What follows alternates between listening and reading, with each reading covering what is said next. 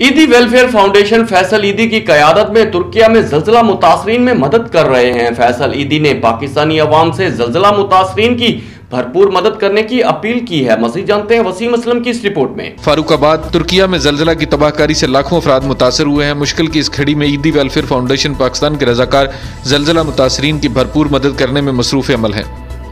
फैसल ईदी की क़यादत में रजाकार जल्जला से मुतासरा खानदानों में टेंट, गर्म कपड़े, कंबल और राशन बैग तकसीम कर रही हैं।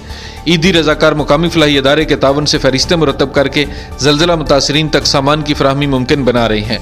फैसल ईदी का अपने वीडियो पैगाम में कहना है कि अस्सलाम वालेकुम। आज हम कहरमान मरश के इलाके में मौजूद हैं और यहाँ पे हम तकरीबन 5000 के करीब राशन लेकर आए हैं और हमारी ख्वाहिश है कि हम इसको 50,000 के करीब लेके जाएं। और पाकिस्तानी अवाम से मैं अपील करता हूं कि तुर्की और शाम के ज़ल्ज़ला मुतासरीन की मदद के लिए हमारा साथ दें, ताकि हम इनको गर्म कपड़े, टेंट और कच्चा और पका हुआ राशन जो है वो मुहैया कर सकें।